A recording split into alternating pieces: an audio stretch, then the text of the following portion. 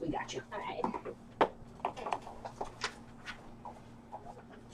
How about you? How's the morning? Good. Good. I'm a little nervous. Okay. It's the audience that loves us. I just got back last night. Oh, from Milwaukee. Okay. So I'm Where am I? like, what about Okay, we're a little less than a minute to go.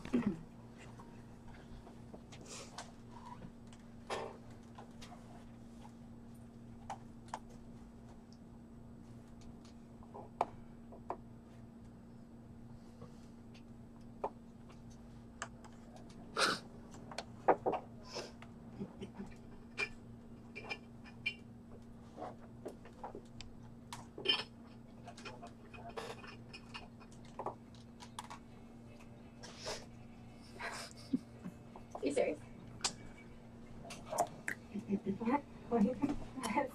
Your band? Good job.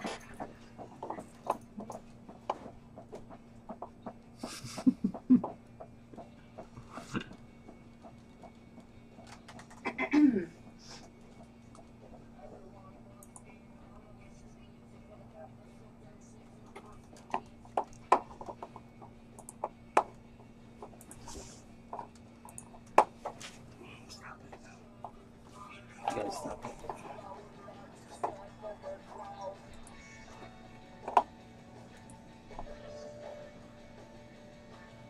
Okay.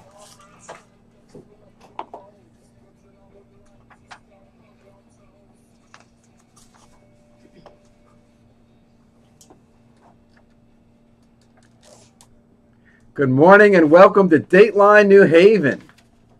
I'm your host, Paul Bass, inviting you to look behind the headlines on the stories that make New Haven tick. Well, we've just finished an academic year in which New Haven was ticking with controversy and debate about the state and future of our public schools. A group of teachers called the New Haven Educators Collective has added its voice to that debate, injecting the perspective of the hardworking people in the classroom, making sure our kids learn day in and day out. They released an open letter with suggestions for what New Haven officials should look forward toward in choosing the next school superintendent for where they'd like to see the schools head. They're here in the WNHH studio today to share their thoughts with us. Say good morning to New Haven heroes, aka public school teachers Natalia Berginski, Leslie Blateau, whose old band Groovski is playing that song in the background, and Jenna McDermott. Welcome, folks. Thanks for coming in. Good morning. Good morning. Thanks for having us. Thank you. I'm not hearing Jenna's mic. She's on 3, right? Yeah. Want to try it one more time, Jenna? Hello? All right, you're on. You just got to get so close you're almost touching it with your lips. So obviously you folks are able to come in here because school is out for summer. How's that feel? Feels nice. I think all teachers love this feeling. How did the school year go, folks? Did you have a good year personally? I know we're going to get into the whole system, but was it a good year in the classroom for everybody? Yeah, it was a great year. For me, this was my first year teaching 3 new subjects, so that was exciting and fun. So Natalia, you teach at Metropolitan Business Academy, as does Leslie. It's a neat school. It's that whole super modern one right by the Route 34 connector, what's left of it on Water Street, and it's a high school. What courses were you teaching?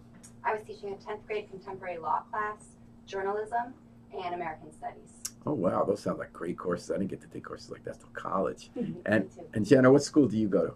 I teach at Lincoln Bassett. And what grade do you teach? I teach 6th grade reading and writing. So now we heard a lot. The official story is that things have gotten so much better at Lincoln Bassett. It was a failing school. A new principal came in, really turned that place around. A lot of hardworking teachers. They have the 6 a.m. to 6 p.m. program for the kids who need it. And how long have you been there, Jenna? This was my 2nd year at Lincoln Bassett. So you were there when the change happened. I was there the year after the change happened. And what are you noticing? How's your classroom? Wonderful. Academic achievement has increased quite a lot. In addition to academic achievement going up, we've had a lot more additional programming. This year we had our first Black History Month assembly. Wait, the first Black History Month assembly ever in a school that's right in the middle of Hallville, a black neighborhood. Since the turnaround. Wow. Oh, since the turnaround. Okay. Yeah. We had our first poetry slam. One of our judges was Marcus Paca. We had a school-wide bike ride for 5th and 6th graders, where we had bikes donated from an organization called Bikes for Kids. Mhm. We had community members come in and fix up the bikes. Now that's a big part, right, about Lincoln Bassett. In fact, I remember in the '90s, Verdell Roberts, when she was the principal there, she also did that. You pull in this community a lot. So you have these programs before school starts. You have the programs after school ends with Concat and Yes. others. But even during the school day, you're describing events where people from the community were part of that school. And I think that's truly why I love working there and why I've fallen in love with the school. Mhm. It's great. The emphasis on community involvement is so strong, so important. It's our 3rd year since the turnaround. We've already had a lot additional community programming, and as we go forward into the future, each additional year, we're going to tack on more and more programs. And Leslie, you're at Metropolitan Business Academy, I am, yes. and you're also a mother of a young child. So Yes. you're balancing that. What was your favorite day in school this year? My favorite day, Or name one. Doesn't have to be the. I think it's got to be something that Natalia and I partnered on, which was our social justice symposium that we put on the calendar pretty early in the year. It was May 19th, maybe? It was mid-May, a Friday in May. But we told the students, both in American Studies that Natalia teaches and International Issues that I teach, that they would be presenting their research papers on this day in May at the Social Justice Symposium. And it took a lot of metaphorical blood, sweat, and tears to make it happen, but it really was an amazing day. Every student in both Natalia's class and my class presented their research projects on struggles for equality and on human rights issues, and they decided if they wanted to present in small group, in medium group, or in our big lecture hall, and it was a supportive community of seniors in high school who were celebrating the work that they had accomplished and supporting each other in the continued learning as they presented. So that had to have been the highlight of the year, I think, to see students know that they had a real audience and to feel prepared and to engage in answering hard questions, which is how do we make the world a better place and how can we learn from previous struggles and continue to fight for equality and justice in the world. I think I met some of those kids. I was at your school one day when you had a visitor from, I believe, UConn, and you were trying to make the point that there are ways to measure school achievement. Jenna was talking about how kids are learning more in ways other than just test scores. And if I remember correctly, and please correct me if I have this wrong, you have the kids spend a year working on a solid research paper where they make an argument, they learn about something, they test the ideas with the other kids in the classroom to refine their arguments. And by the time they're done, they've learned how to write a solid research paper, college level, and that you look at that, you've been developing this, a lot of work in your part. I was watching you guys talk about all that goes into it. You have committees of teachers to look at how you're coming up with ways of measuring progress and achievement that isn't just a test score. Mm-hmm. Then you have other teachers review the way you did it who weren't involved in it. So you're trying to come up with a way to look beyond these high stakes tests where the kids get so much pressure and the teachers feel they can't really teach what they need to teach them during the year because of these standardized tests. Do I have that right about what that project was? Yeah, that's a pretty good synopsis. Yeah, and so the project that Leslie's referring to that concluded with the Social Justice Symposium was students presenting the work of their research projects in which they chose the topic. But we begin the year with something we call a moderation study, where the entire social studies department, and this doesn't just happen in the social studies department, but students across all 4 grades are actually exploring the same question and engaging in reading, writing, and discussion to create an argument on that. So last year we did it on the question of do charter schools benefit or harm education and society. Next year we are planning on doing it around should state universities be free to students in Connecticut. Ooh, and I remember my favorite part being there that day because I was a reporter and you teach journalism. I had to ask the wise guy question. I knew all the teachers hate charter schools and what they're doing to education. And I wanted to find out if they were like doing mind control with the kids. And the kid I sat next to made the argument for charter schools. He made it intelligently. He ran it by his other students and he got a good grade. And that was the test to me that you guys are living out your values rather than as an excuse for political indoctrination. Extra hard to make sure that we weren't teaching a biased. We need to do that in journalism because we are all biased. Of course, unless you have no brain to put ideas together, you analyze things and come to conclusions. And as journalists, we always say we're not going to pretend we don't have a bias, that we don't think it's, we're not going to pretend we don't think it's good to like be racist to people or kill people and things like that. But that we're going to go out of our way doubly to talk to people who don't agree to make sure they're fairly represented. It sounds like you had a similar mission in mind. Yeah, to present, multiple perspectives in terms of the materials that we provide. And you're hearing the perspectives of 3 pumped New Haven school teachers who are part of the New Haven Educators Collective. You're on Dateline New Haven and WNHH Radio, your home for community radio, 103.5 FM, live streamed at newhavennewfriend.org. So things are great in your classrooms, but are they great in the system? How are we doing as a school system right now? We're at a crossroads. We've been the whole school year, really. You began your school year with all this fighting at the Board of Education, an effort to get out the school superintendent. They got him out, and then they just kind of went to sleep in terms of choosing somebody else. They got an old superintendent back in to run it as an interim basis, and you're going to be starting your next school year without a new superintendent. They just took forever to do it, and now how do you feel about that, and what has that meant for how the schools are running? Well, I think that bringing back the former superintendent is a fine idea, to be honest. Right, because he knew where things ran. You had continuity for the short term. In the middle of intense change, bring back somebody who has vast experience, specifically in New Haven with education. He mind you, he'd never had a CFO.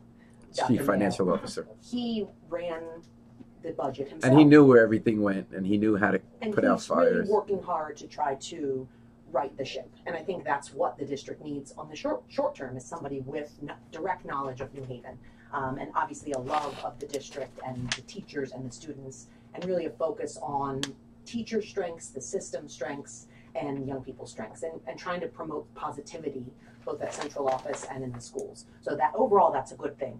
But I think it does leave us wondering what the Board of Ed is doing with respect to their plan to hire.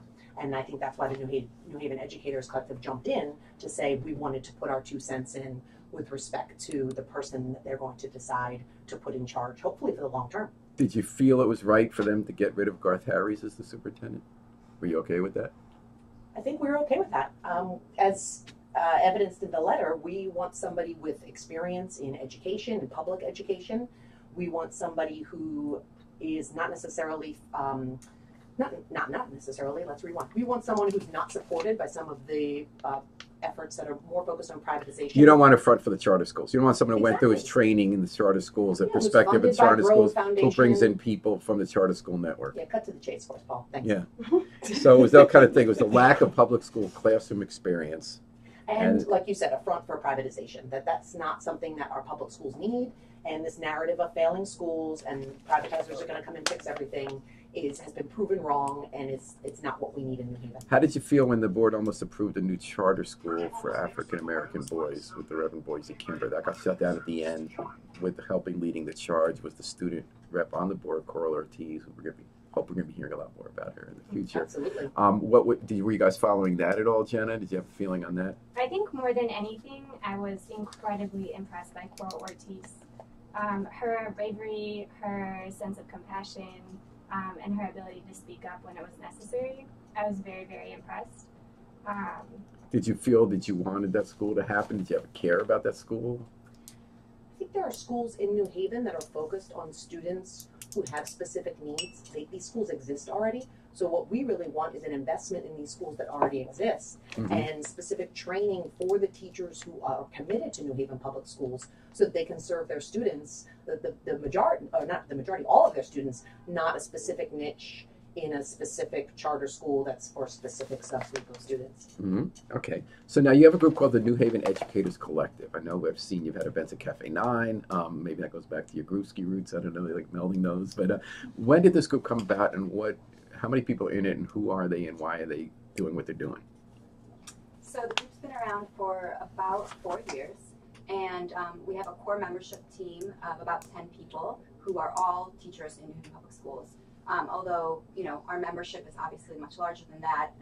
There's no official New Haven Educators Collective member cards, but, students, family members, and other educators in the district are also part of our group. And how does this voice differ from the voice of the teachers union? Because I was going to say, boy, it's so cool to have grassroots teachers' perspective be included in the superintendent search, because we're hearing what parents think, as we should. We're hearing what Board Ed thinks, as we should. We're hearing what the administrators think, as we should. But then I realized we have a teachers union. Why do we need an educators collective? That's a good question. I think that we're focused not just on the kind of bread and butter issues that the teachers union is specifically focused on. We want to see a more social justice union begin to grow. And I think by calling attention to issues like this, we're going to help grow the social justice perspective of more union Sort of like members the in our Democratic city. Socialists of America are trying to work within the Democratic Party to move it a certain yeah. way. I mean, Are you there mostly certain younger things that the teachers? Union leadership has to deal with, and then there are certain things that we think should become bigger priorities. So that's what we're pushing. Is it fair to say it's a younger group of teachers that run the? Because it depends on what young is. That's true. Now, that's right. Young's becoming like 60. But then I guess But what I mean is, 60. but I mean, do you skew younger people who've been in the school system under 5 years or under 10 years? I don't think so. So how would you We have describe the a- people drawn? Just social justice oriented teachers who went in idealistically a profession with that kind of bent? And I think people who are tuned into what's going on with privatization and who believe in public schools as the foundation for democracy. And this is a perfect plug. So if you're out there, New Haven educators, and you think, you relate to these issues that we're talking about, you want to see more social justice unionism within our district, you can find us at New Haven Educators Collective on Facebook. All right, New Haven Educators Collective. Go to Facebook. You'll find these folks. Social justice oriented unionism. How do you feel about the union leadership? Do they represent you well? I think they represent us when it comes to specific contract pay issues, that they fight tooth and nail to get us our quote unquote steps and to handle that sort of business. I think being a union leader has to be incredibly hard because you're dealing with so many different stakeholders and different groups of people around the city. Where I would like to see improvement in our union leadership is, and this is not a surprise to our union leaders because we've asked for this in public meetings, is more direct outreach and team building and organizing, literally organizing among union membership so that we feel like we're part of a bigger union and it's not just a Christmas party and an end of the school year party, but it's a working union that stands up for issues, that is in solidarity with other unions around the city. And I think the New Haven Educators Collective would say our union leadership is lacking in those areas. And again, I recognize it's a hard job, but I think that is key for teachers to feel like they belong. That there needs to be more organizing. And I've picked up on this before, and maybe I'm wrong, whenever I heard what you guys are up to. It doesn't sound like you're anti your union. It sounds like you're really wanting to give voice to a group of teachers who want to see more done. Oh, no, we're pro-union. Yeah. No, but I mean, like, all day. I think a lot of people in the New Haven Educators Collective also work in the union. I know for me, myself, and a couple other people, we do work with our union and we go to contract negotiation meetings. In addition to that, we also do work with the New Haven Educators Collective. All right, well, I'm glad you guys are around, and glad that you're on Dateline New Haven and WNHH Radio, your home for community radio, 103.5 FM, live streamed at newhavenindependent.org. We're talking about the future of the New Haven schools with the New Haven Education Collective, Natalia Brzezinski, Leslie Bateau, and Jenna McDermott. So you issued this platform. They're looking for a school superintendent. You said, here's what we want to find in a school superintendent. You can read the whole thing on the Independent. Just look on the Independent. Just look up Educators Collective. But tell me, you talked a lot about how to meaningfully assess. We talked about test scores. You talked about more support for kids, like having a full-time nurse in every school and a full-time trauma clinician. Is that going to happen? Because we're getting all these state cutbacks. The schools now have a multi-million-dollar deficit of no fault of their own, unless you think I'm wrong about that. The states just promised money to New Haven schools for the year that just passed, and then they said at the end, well, a few million didn't come, and sorry about that. For the year to come, the funding's being cut. What would you do if you're running the schools in terms of sticking up for priorities you have in here, like a full-time trauma clinician in every school, which, by the way, the school system did commit to at Metropolitan Business Academy at a press conference a couple of years ago after the shootings in the school massacre in Newtown. Yeah. So how would you find that money? Is there other stuff you would cut, or would you raise new revenue? If you were running the school system, how would you do that? Well, one of our key points here in this letter is protection of public schools against privatization. And we believe that a lot of money is being lost in contracts that don't actually directly impact students and that are, from somewhere in Greenwich or even out of state, whereas there's work that we can be doing here for a lot cheaper, and even within the district with the expertise that already exists. So what's some examples of that? Is that like the training program we do in conjunction with Achievement First charter schools for people to promote in the system? What would be some other examples? Well, honestly, even the search for superintendent, I don't know what was the cost for getting the group that's seeking the superintendent, but my sense is that could be done, within in-house. In-house, exactly. I was just thinking, what about this search? Why are we doing this long search? Like, for instance, they were upset. I actually don't know where you're going to land on this. They said one reason it's taking so long now, there are a lot of reasons it's taking long. The truth is they just didn't care about the new guy. He's going to get rid of the old guy. But they said only 18 people showed up. We had a public meeting about what do you want from a school superintendent, and therefore we got to take longer to get their views more. Do you think maybe we know what people want and there are ways for them to write in? They should just go ahead and in-house and just get somebody? Or do you think they should have more public meetings that have more people come out and say what they want? Well, they put out a survey online that they invited people to take. And I think at some point, the leadership, the people who have been appointed and elected to run the Board of Education are the ones who should, of course, elicit this public support, but then also make the decisions.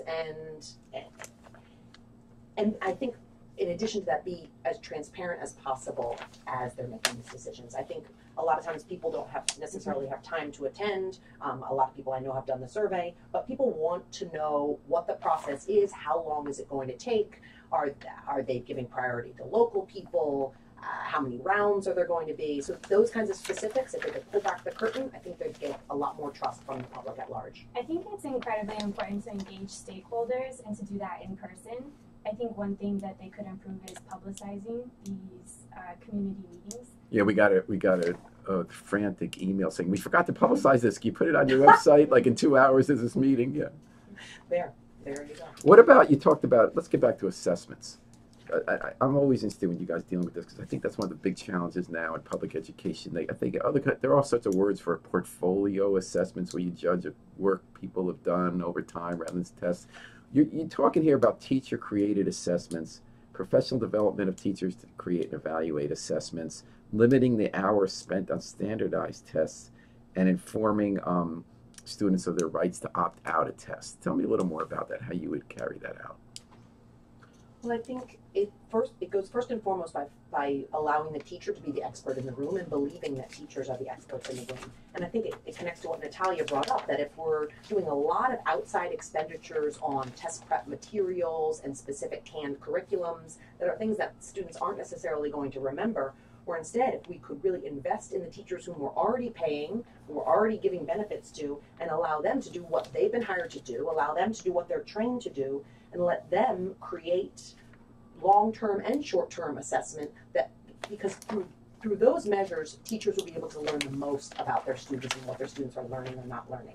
But relying on outside created, outside scored assessment not only costs a lot of money, but also creates a disconnect between teachers and their students, which is not beneficial to anybody in the school community. And as I learned that day when you guys were presenting how you do this alternative assessment, we're not inventing that. No, we're no, moving. It's been done at schools in New York and other done places. In New Haven 20, 30 years ago. So, best practice is best practice, and research has showed that it's best practice, and this is what we want to, I guess, essentially return to. Will any parents say to you that if you limit the hours spent on standardized testing, that their kids are going to be at disadvantage because they won't do as well as the test as other people who have, like rich kids in the suburbs go to test prep? I remember, I've always come from the perspective I didn't want my kids even thinking about standardized tests, just read to them when they're little and all that kind of stuff. I remember talking to an African-American politician who said, in my community, we don't have what you kids had. And the kids aren't coming with that, so we in fact want them to have all those extra hours of test prep because that's the game. And they're going to have more opportunities if they do well in the test. I know you want to change the system so that's not the game. Mm-hmm. In the meantime, what do we do? So I actually used to teach at a school where there was a heavy emphasis on tests. We had tests every 6 weeks. We analyzed the data, and all of this was to prepare. Which is what charter schools do too. Yes, I was actually working at a charter school. Which one was that? Elm City College Preparatory. Okay. And there was so much time spent on the test that at the end of the year I added up between practicing and doing the practice tests and preparing for the tests and then taking the tests themselves. At the end of the year, I wanted to know how much instructional time my students lost taking tests. And it added up to 28 instructional days. Wow. So now I'm teaching in a school where there is less emphasis on testing, more emphasis on portfolios. Not only has my teaching improved tremendously, but my students are participating in class time and receiving more instructional time because And the test scores have gone up. Yes. I mean, the State Commissioner of Education came to your school saying, look how well they're doing. This is our argument to keep state funding that was going to be cut for turnaround schools. And if we change the metrics and ask students at Lincoln Bassett, do they love learning and do they love going to school, I would bet that the students now, compared to whenever there was more focused on test prep, students have much better memories of school and are feeling more motivated to go. Students frequently speak to the change that they've seen in the culture, in the building. People that come in before the people that have come in before the turnarounds and then come in after the turnaround have spoken to a very different vibe, a very different culture.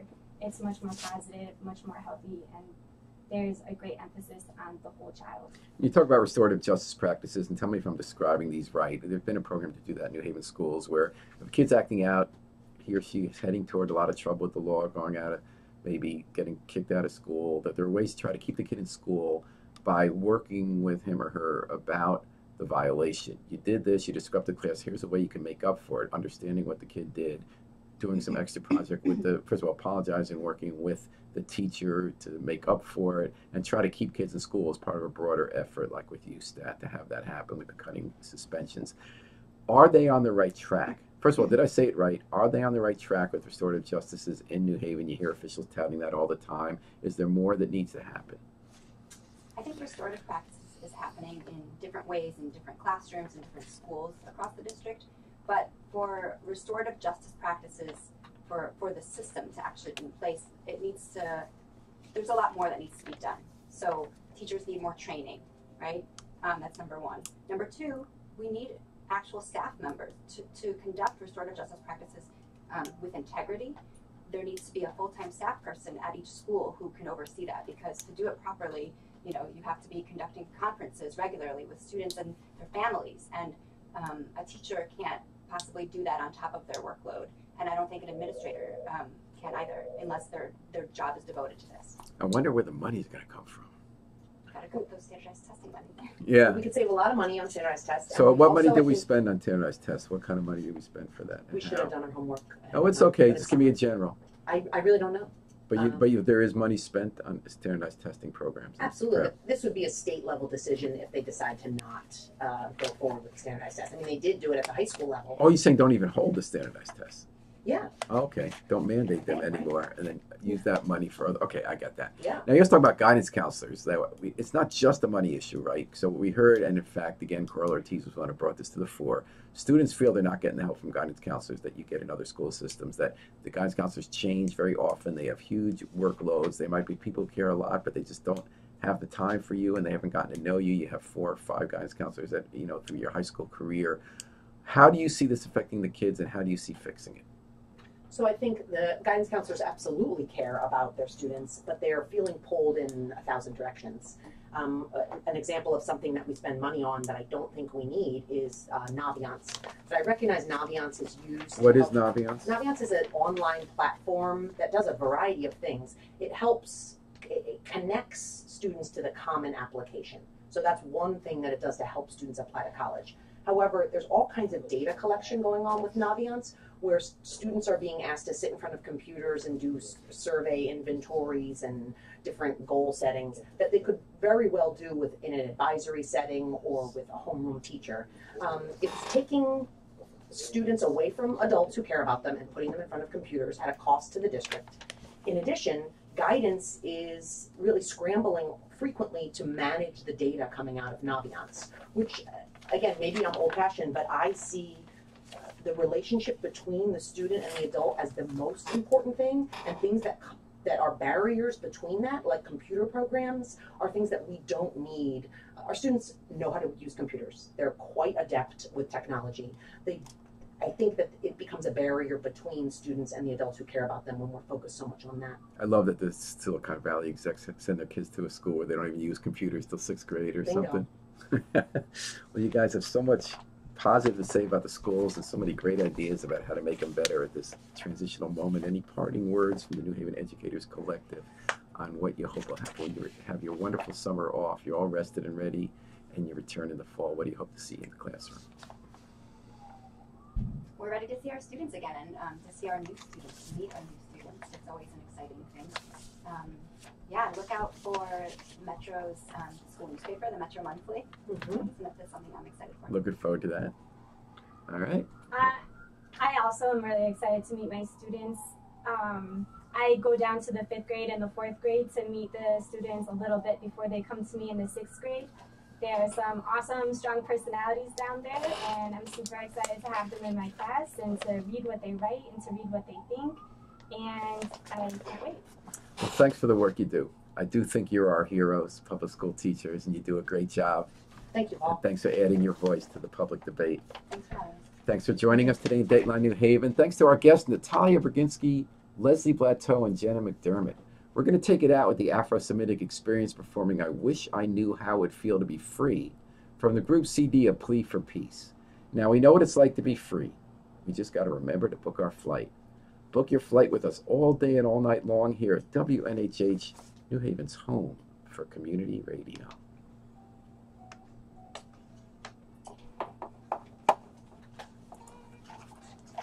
Great job. Thanks, Paul. All right. So you know what I'd love to see at one time? Yeah. If you had like a list of like 10 things they could stop spending money on and what they cost.